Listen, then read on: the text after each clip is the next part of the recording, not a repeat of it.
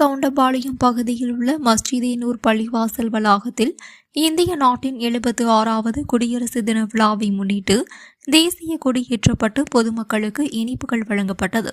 கோவை கவுண்டம்பாளையம் பகுதியில் உள்ள மஸ்ஜிதே நூர் பள்ளிவாசல் வளாகத்தில் இந்திய நாட்டின் 76வது குடியரசு தின விழாவை முன்னிட்டு தேசிய கொடியேற்றப்பட்டது. நிகழ்ச்சிக்கு ஜமாத் தலைவர் சுக்ருல்லா பாபு தலைமை தாங்கினார். ஜமாத் செயலாளர் தாஜ் முகமது முன்னிலை வகித்தார். ஜமாத் முத்தவள்ளி ஜாபர் அலி தேசிய கொடி ஏற்றி வைத்து கொடி மரியாதை செலுத்தினார். இதனைத் தொடர்ந்து அனைத்து குழந்தைகளுக்கும் பொதுமக்களுக்கும் இனிப்புகள் வழங்கப்பட்டது.